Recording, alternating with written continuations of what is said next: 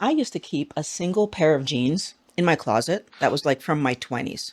It was about 5 sizes too small, and I called them my gold jeans. But if I'm actually being honest with myself, they weren't motivating to me at all. Actually, they were this constant reminder of how badly I was failing. So I had that feeling that followed me everywhere that I went, especially if I was going to a party or a work function. That quiet panic that would set in when I knew I had to make a choice about what I was going to eat. So either I was going to eat what everybody else was eating and then spend the entire night upset with myself because I'm feeling judged, or I'd try to be good and eat something reasonable and feel completely left out, miserable, hating myself because I know that at the end of the night when I got home, I was going to have some kind of treat anyway. There actually was no winning this stupid game that I was in. And I was so tired of playing the stupid game. So the diet that finally worked for me, the one that led to me like looking like this, it actually only became possible for me after one crucial realization. What I realized is that it wasn't about finding more willpower to do another diet. It was actually about understanding that the game I was playing with myself was actually designed for me to lose. And when you were going to see how it's set up for us to fail, then you can finally start winning. Please subscribe. So, what was this game that I was supposed to fail at? I was living in pain from the age of 23 till about 46. And when I tried, well, at 46, what happened was my hip was in such a place of pain that I really couldn't do anything. And it led to me trying to figure out, how do I heal my body? And I learned something about food and insulin that made me rethink everything that I was. Okay, so I'm going to start from, although I had tried to lose weight several times, I always ended up not losing what I wanted to lose, or losing weight and putting it back on. So I had put down the idea of losing weight, kind of resigned myself to the fact that I was just going to be overweight for the rest of my life. What I wasn't willing to accept was that I wouldn't be able to walk. And that was the scenario that became in front of me that caused me to figure out why the game we all play is rigged. We're not just failing at weight loss, we're actually failing at good health. Let me explain. When I was trying to figure out why my body was inflamed, I learned a simple piece of information. Excess sugar in our diet causes bodily inflammation. And when I learned that, I thought, if giving up sugar would help me, I was thinking cookies, candies, ice cream would help me to feel better, I was totally willing to do that. But I kept reading because the articles, multiple, that I had found that talked about inflammation being caused by sugar in the body weren't strictly like magazine articles. These were research papers, and they were telling me that all sugar causes inflammation. So now we were talking about stuff like fruits and vegetables. I didn't really care about the fruits because I didn't eat fruit, but vegetables, rice, potatoes, things that I eat. What I started to understand from these articles and then the multiple doctors I found online on YouTube, so keto doctors talking about why carbohydrates in our food were problematic, what I started to understand was that insulin is the hormone that saves you from becoming from toxic sugar levels in your blood. If you eat things with sugar in it, your body deploys insulin. Insulin grabs that sugar and puts it in fat storage. I think the person who explained it best was Dr. Fung. So I'll insert his video here. The saddest part of the entire thing is that we know about this metabolic slowdown. This was shown in 1915. So we've known about it for 100 years. We give people this really horrific advice to eat less and move more. And then when they fail, because we've all done it, it fails every single time. And then when the weight goes back, you say, yeah, you should have listened to me better. You should have had more willpower. You shouldn't have eaten that bagel, or whatever it is you tell people, right? And that's really the saddest part of all, is that we try to pretend that the advice that we give is really good, and the failure lies with all of you. That doesn't make any sense. Is it not more logical that the advice that we gave was just really crappy? That seems to me much more sensible. Dr. Fung helped me understand that it wasn't just that carbs are bad. That wasn't, I mean, that was shocking to me, but it wasn't the thing that was frustrating and, as a matter of fact, maddening is the word I would use. Dr. Fung helped me to understand that not only are carbs bad, but that food companies, the medical industry, the pharmaceutical industries all know that carbs are bad. Companies and institutions know that carbohydrates cause us to gain weight, that carbohydrates cause our health to deteriorate, that carbohydrates cause a plethora of health problems, and they blame us for it. The problem that I was living wasn't a personal failure or a personal struggle. The problem that I was living was intended to bolster their pockets, right? It was intended to make them a bunch of money off of my suffering, because of course I'm going to want to solve this, and then I'm going to fall for their lies. What they want is they want us to eat their products. And so we start off eating the regular versions of everything, right? There's no diet words on any of it. But as we gain weight, we become a bit more health conscious, and we have products in front of us that say low fat, as a way for us to feel like if we eat that product that is low in fat, we are going to be helping ourselves to lose weight. Here's the problem. Low fat products are high in sugar. And the question is, why are they high in sugar?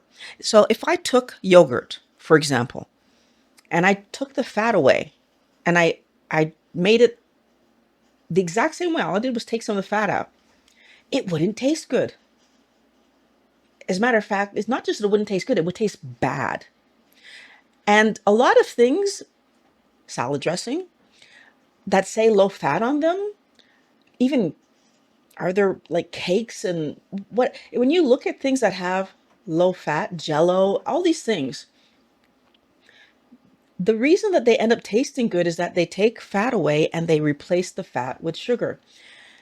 And it does a bunch of stuff that's really bad. So the first thing that I want to talk about that it does that's really bad is it gets our brain excited. Sugar excites the part of your brain that causes you to chase things. So right away, this low fat product is creating an addiction cycle in my head because it's causing me to want more and more and more and more of it. These low fat, high sugar products are also hyperpalatable because there's still fat in them. And this is the part that's really frustrating. There's enough fat in the product for it to be in the right combination of salt, sugar, and fat to make us, again, chase it. It hijacks our mouth and our brains and the reward center of our head, and it makes it impossible for us to eat the right amount of it. But then we feel okay about eating more of it, I think yogurt, because it's better than ice cream, right? It's low fat yogurt. So it's going to be healthy and I get to eat just as much as I would have at ice cream, maybe even a little more because I'm doing something good for my body. But here's the truth, wellness warrior, you're not. That low fat yogurt has so much sugar that it's just as bad for you as the ice cream because it's the sugar that's causing the problem. It's the sugar that's causing the problem. One more time. It's the sugar that's causing, when insulin is deployed in the body, it takes the sugar and puts it in fat storage. And then because you're in fat storage mode, even some of the fat that your body needs and the protein, and when your body's in fat storage mode, it's in fat storage mode. And what ends up happening is that you don't get access to the food you ate. And now what happens? Well, you're hungry because your body still needs to fuel you. Your body still needs to build stuff and repair stuff. And you were sent out to get more food. Ones where you need to understand that they fund studies to confuse us, to demonize stuff like animal fats, and encourage us to eat plant-based carbohydrates. And it encourages us to harm ourselves. You know, it's like you've been studying really hard for an exam and you're in class, you're taking great notes, and you're writing down everything the professor says. You've not only memorized it, you've interpreted it, you've written your own papers on it, you've learned this information to a T. And then when you sit down to write the test, the actual questions on the test are from a completely different subject. How are you going to pass? That is what they're doing to us. They are setting us up to fail because they're teaching us that carbohydrates are healthy to eat and fat is the problem, when in fact it's the exact opposite. Carbohydrates are the problem, and fat, animal fat and animal protein, are what my body is asking me to go out and get every single time it asked me for food.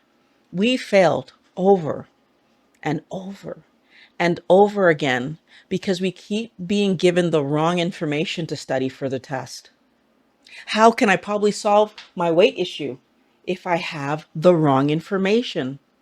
And they point at us and they blame us and they make us feel small and stupid, when in fact they know that there's no way we can ever win. We cannot win at a game that is rigged against us. We cannot win.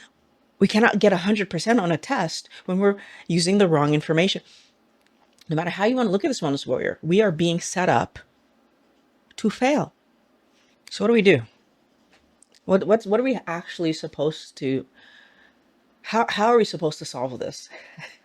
And the interesting thing is, it's not running out and doing another diet, because clearly in this world of dieting, we are being manipulated and lied to and spun around so that we will spend more money without getting results.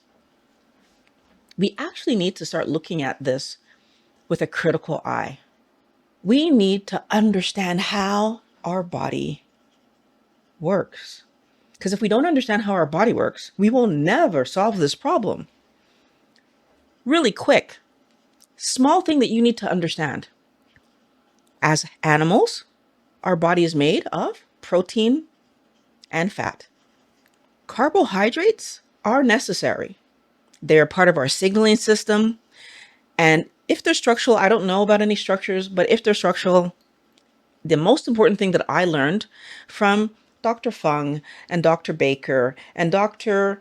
Mason and Dr. Bickman and all the doctors that I follow is that our body makes all the carbohydrates that we ever need. We never need to eat a plant.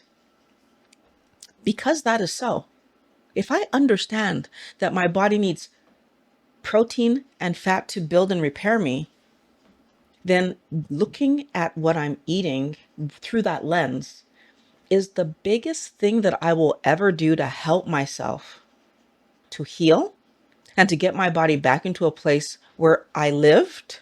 So that's what I did, to get my body back to this place where I'm living my life every single day at goal weight. You need to stop believing the marketing, wellness warrior. Because every time you pick up a box and you read what's on it, and they're telling you with cool logos and catchy slogans that this packaged whatever is going to help you to lose weight, you got to look at the fine print, the ingredient list, the nutrition panel on the back. And what you're going to start to realize when you read that ingredient list and nutrition label is that, first of all, in most packaged foods, there's a lot of stuff in there that we don't know what the heck it is. You cannot go into the grocery store produce section and pick up the stuff that they have written on the back of the package. Why can't I do that? If I'm cooking a meal from scratch at home, everything that I'm putting in there has real world words, names, right? Some kind of vegetable, some kind of plant spice, some kind of meat, fish, or poultry, maybe eggs. But when you eat a packaged food, why is it that you don't know what the things on the ingredient list are? Okay, I want you to make this super simple for yourself. Because step number one isn't even about keto or carnivore. Step number one is going to your pantry and taking, let's say, the three things that you believe are the healthiest right now, turning them over, looking at that label. Do you see only real things that you could go now to the grocery store and pick up and say, oh, that's in there? If that ingredient list has words that you can't go to the store and pick up, you should be concerned. If that ingredient list has near the top of it, because ingredients are in these products in order of amount, so the first thing there is the most in there. And if that ingredient list has sugar or some other pretend word for sugar, so cane juice or whatever, these fancy, or some chemical is one of the first things on that list, you should be worried about what you're eating. You need to look at that list and count how many times do I see sugar and then other words that mean sugar. And by the way, fruit juice means sugar. High fructose corn syrup, a kind of sugar. Any syrup is a kind of sugar. All of that sugar is going to trigger your insulin. Your body's going to be flooded with insulin, which means your body's going to be putting all that sugar that you're eating in fat storage. This isn't about you not having willpower.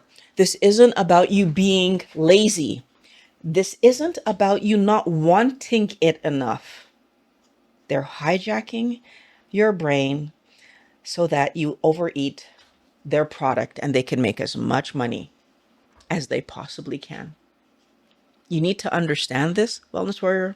If you ever want to get to the place where those gold jeans that you have in the closet aren't taunting you anymore, because that's what it took for those jeans to stop taunting me. I know I'm not the only person that has a pair of jeans or a dress that they're waiting to wear again. And by the way, by the time I got to this state where I actually could fit the jeans, they're not in style anymore. That's how many years I was playing this game with myself.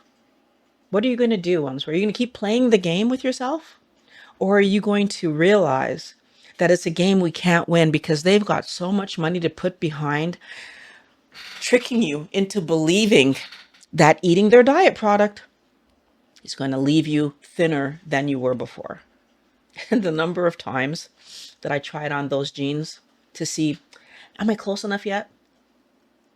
If you've done this, if you have an outfit like this, let me know in the comments below. Exposing these truths is why this channel exists. And I'm really grateful to channel members and supporters for making it possible for me to bring you these videos. If you want to help me fight against the food companies, you want to become one of these guys, because their support helps me to bring these videos to you without a channel sponsor. It makes a huge difference. Every penny counts. The links are below in the description. Oh, I'm sorry, they have us thinking backwards. They have us thinking that we need to worry about not eating candies and ice cream and cookies, and that's not even food. And then we're so worried about not having it, we end up having it because we don't want to feel left out. We don't want to feel targeted. Why is Violet not eating cake today? Why didn't she have some ice cream? This is a birthday party. Aren't we all supposed to have? If you read those labels and you see how many times they've added extra sugar to whatever it is to get you to go crazy for it and overconsume it, not eating it becomes really obvious, because I don't want to be out of control anymore. I used to be out of control. I don't want to be out of control anymore. Losing weight started when I stopped believing their marketing and I started reading their labels. When I was fueling my body with real food, the cravings disappeared. The weight loss was a side effect, Wellness Warrior, because I broke the addiction. My body stepped in and started doing good things for me. Because why? I was giving it the building blocks it needed to make the new version of me that wasn't in pain anymore. My hip wasn't hurting anymore. I wasn't inflamed all over. And I was actually able to live my life at a healthy weight and do my activities and go back to enjoying life again. It's not just about the number on the scale or the pair of jeans I can fit into. So, what size are they? It's the renewed vitality. I have energy to live my life and play with my daughter and my nieces and nephews, to travel. I have confidence. I walk into a room not caring what people think about me, because I'm comfortable in my skin again, because this is the way my body looks, because this is the way my body's supposed to look. It built this because this is what it's supposed to be. And this isn't me hiding anything. I don't work out. I do activities, but I don't go to the gym. Even though I have a gym in my basement, I don't use that gym. I do activities. I live my life the way that I like living it, by doing stuff. And I love feeling in control of my health and not feeling that my cravings run the show, because they used to run the show before. And then I've spent all my time thinking about food instead of living my life. That sucked. None of that was good. You aren't broken, and you're not lacking willpower. You're you're stuck in a game, Wellness Warrior, that's focused on you giving money to activities that don't get you the outcome that you want. You're studying for a test that you can never pass. But if you prioritize your health over the fun taste of their addictive food, your body is going to regulate your weight, because that's what it does. That's its only purpose. It wants healthy food so it can regulate your weight and make this as healthy as it can possibly be. Now, if you want to know how to get your cravings under control, this is the video to watch next. It's linked below, alongside the links to become a channel supporter. That would really help me out. So click on those two links and I'll see you in the next video.